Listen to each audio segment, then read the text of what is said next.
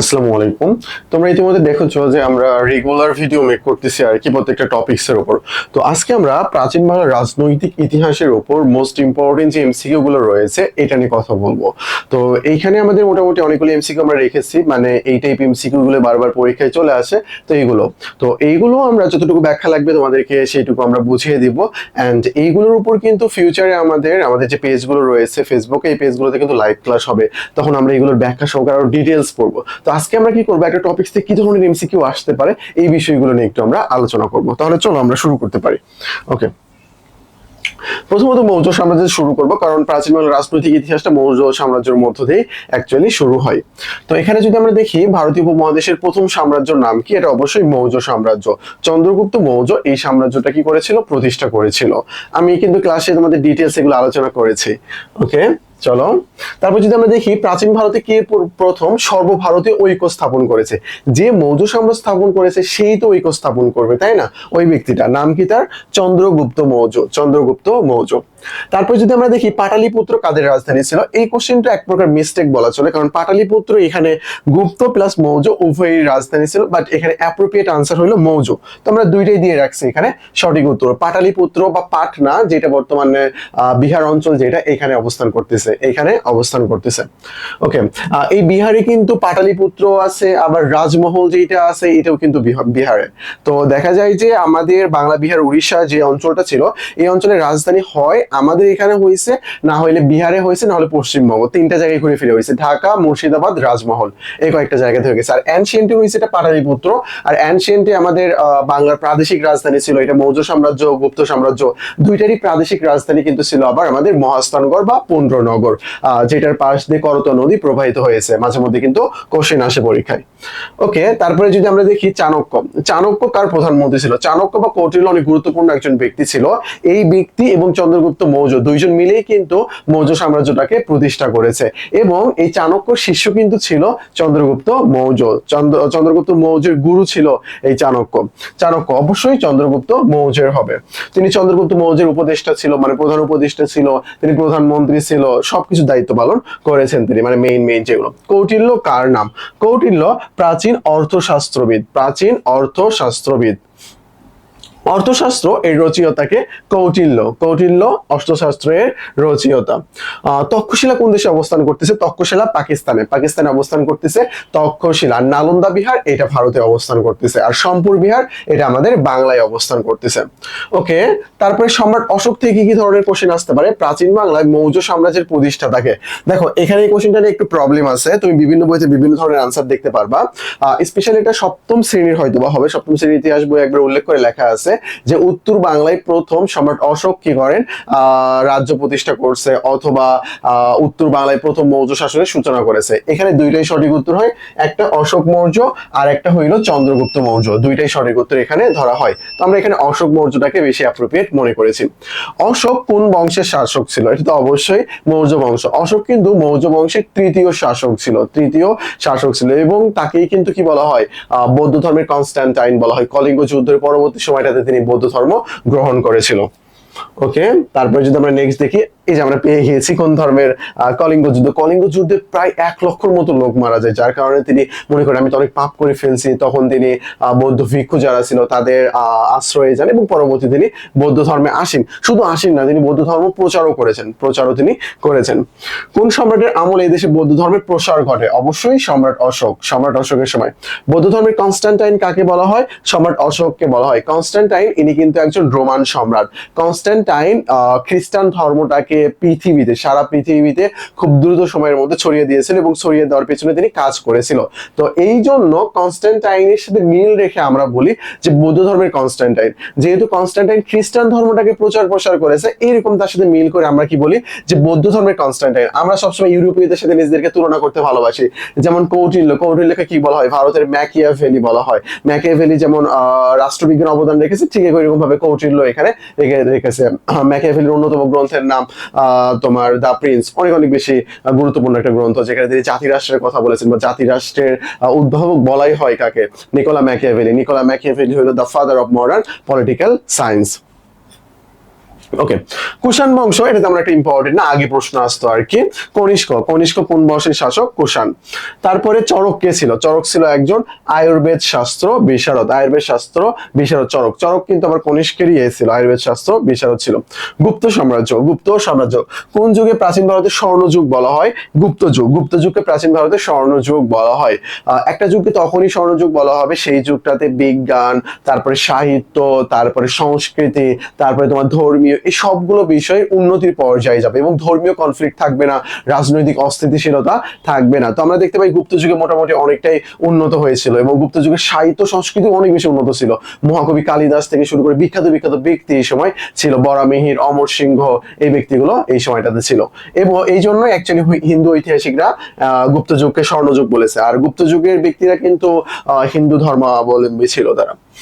ভারতবর্ষে কোন যুগের ভাস্কর্যকে ধ্রুপদী ভাস্কর্য বলা হয়? গুপ্ত যুগের ধ্রুপদী বলতে অ্যাকচুয়ালি কি বোঝানো হচ্ছে? ধ্রুপদী বলতে বোঝানো হচ্ছে ক্লাসিক্যাল, মানে অন্যান্য যেগুলো আছে প্রচলিত তার চাইতে অনেক ভালো, ট্র্যাডিশনাল, এই টাইপ আর কি। তো এই গুপ্ত যুগের মানে আগের চেয়ে ভালো এমন বিষয় বোঝানো হচ্ছে এখানে, ক্লাসিক্যাল ব্যাপারগুলো। আমরা বলি না যে ক্লাসিক্যাল মিউজিক, যে মিউজিকগুলো পুরাতন হয়ে গেলেও তুমি শুনবা, ক্লাসিক্যাল এই ব্যাপারগুলো আর কি জড়িত এর সাথে। ভারতের নেপোলিয়ন কাকে বলা হয়? ভারতের নেপোলিয়ন বলা হয় সমুদ্রগুপ্তকে। সমুদ্রগুপ্ত যেমন সমতট ব্যতীত সমগ্র বাংলা জয় করেছিল, অর্থাৎ কুমিল্লা, নোয়াখালী, ত্রিপুরা বাদে সমগ্র বাংলা তিনি জয় করেছিল। এইদিকে দেখতে পাওয়া যায় যে নেপোলিয়ন সে তো একের পর এক ইয়ের সাথে, ব্রিটেনের সাথে ঝামেলা করতেছে, তার সাথে যুদ্ধ করতেছে, পরবর্তীতে যুদ্ধ করতে করতে তাকে কোথায় পাঠিয়ে দেওয়া হইলো?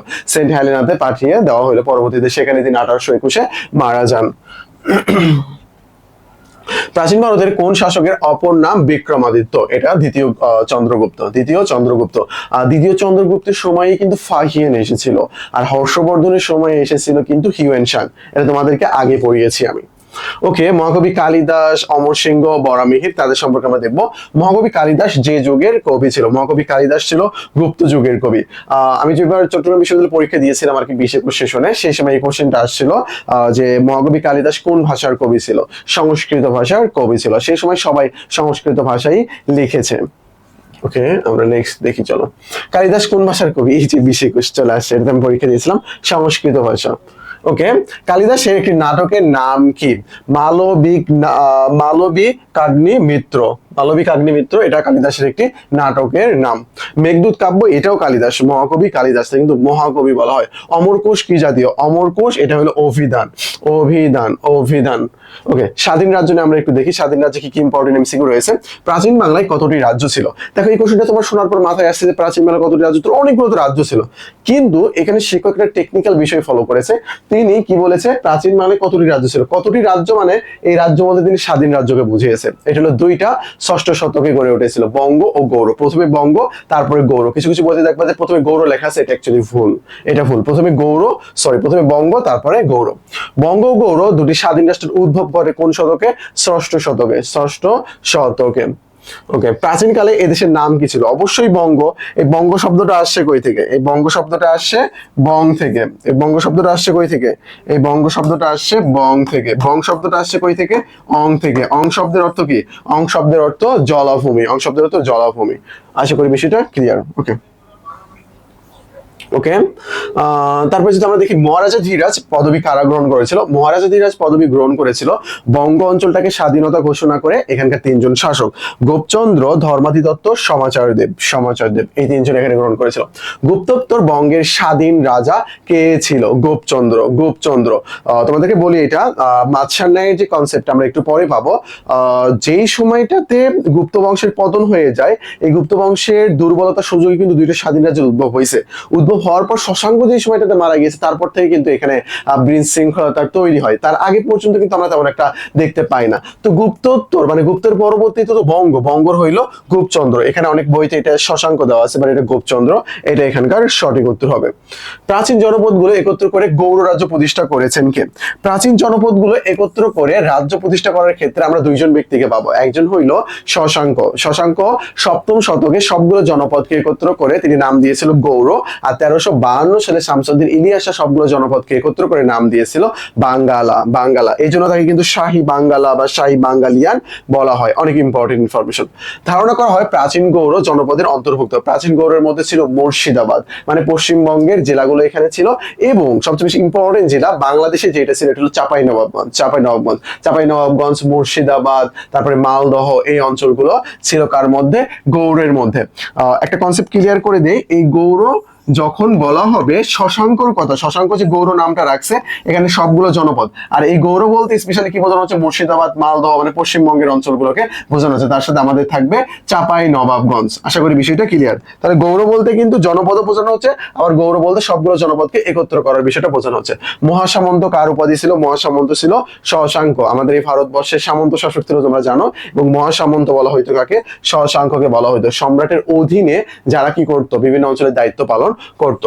কে গৌড়ের স্বাধীন নরপতি ছিল? গৌড়ের স্বাধীন নরপতি শশাঙ্ক। শশাঙ্ক ছিল গৌড়ের স্বাধীন নরপতি। প্রথম স্বাধীন ও সার্বভৌম শাসক ছিল শশাঙ্ক। বাংলার প্রথম স্বাধীন ও সার্বভৌম, আচ্ছা বলে ফেলছি, শশাঙ্ক। অবিভক্ত বাংলার সর্বপ্রথম রাজা কাকে বলা হয়? এটাও শশাঙ্ক হবে। এখন এখানে যদি বলা হয়তো অবিভক্ত বাংলার জাস্ট এটা বলা হয়তো যদি অবিভক্ত বাংলার প্রথম মুসলিম শাসককে, তাহলে কিন্তু আমরা দেখাতাম কাকে? শামসুদ্দিন ইলিয়াস শাহী কিন্তু আমরা দেখাতাম মুসলিমের কথা বললে। যেহেতু মুসলিমের কথা বলে নাই, তো এটা আমাদের অবশ্যই হবে, শশাঙ্ক হবে। প্রাচীন গৌড়ের রাজধানী কোথায় ছিল? প্রাচীন গৌড়ের রাজধানী ছিল কর্ণ সুবর্ণ। এই কর্ণ সুবর্ণের অবস্থান হইল মুর্শিদাবাদে। কর্ণ সুবর্ণের অবস্থান কোথায়? মুর্শিদাবাদে। আর সুবর্ণ গ্রামের অবস্থান হইল সোনারগাঁও। প্রাচীন বাংলার গৌড়ের, ওকে। শশাঙ্কের রাজধানী কোথায় ছিল? শশাঙ্কের রাজধানী ছিল কর্ণ সুবর্ণ। এই কর্ণ সুবর্ণ কিন্তু গৌড়ের মধ্যেই। বাংলার প্রাচীন নগর কর্ণ সুবর্ণের অবস্থান কোথায় ছিল? মুর্শিদাবাদ, ওকে। শশাঙ্ক প্রথম জীবনে কি ছিল? সামন্ত ছিল, সামন্ত শাসক, অর্থাৎ তিনি সম্রাট বা রাজার অধীনে ছিল। সেখান থেকে তিনি কি করেছে? বাংলায় স্বাধীন রাজ্য প্রতিষ্ঠা করেছে। পুষ্যবতী বংশ তেমন একটা ইম্পর্টেন্ট না, হর্ষবর্ধন শুধু ইম্পর্টেন্ট। হর্ষবর্ধনের সভাকবিকে বাণভট্ট। হর্ষবর্ধনের সময় এসেছে কে? হিউ এন চাং। হর্ষচরিতের রচয়িতাকে বাণভট্ট। আশা করি বিষয়টা ক্লিয়ার। তো অ্যাকচুয়ালি আমরা এই টপিকসের কি কি ধরনের ইম্পর্টেন্ট কোশ্চেন থাকতে পারে এটা নিয়ে আমরা আলোচনা করলাম। আমরা লাইভ ক্লাসে এগুলো আরো ডিটেইলস আলোচনা করব ইনশাআল্লাহ। অনেক কথা বলে ফেলছি আর কি। আমাদের ব্যাচের প্রমোশন আর কি এখানে দেওয়া আছে, তোমরা এগুলো দেখতে পারো। আমাদের ক্লাসে এই বিষয়গুলো অনেক ডিটেইলস আলোচনা করা হয়। তোমাদেরকে প্রিমিয়াম বই দেওয়া হয়, এই যে জিকে আলটিমেট সাজেশন। এই বইটা পড়লে তুমি অ্যাকচুয়ালি বুঝতে পারবা যে ইউনিভার্সিটি প্যাটার্নটা কি ধরনের, কোন টপিক থেকে কোশ্চেন করা হচ্ছে, বিষয়গুলো অনেক বেশি ইম্পর্টেন্ট আর কি বোঝার। ব্যাচ সম্পর্কিত ডিটেইলস দেওয়া আছে ডিসক্রিপশনে, বা তুমি টেলিগ্রাম নাম্বারে নক দিয়ে আমাদের কাছ থেকে নিয়ে নিতে পারো। আজকে এই পর্যন্তই। আসসালামু আলাইকুম।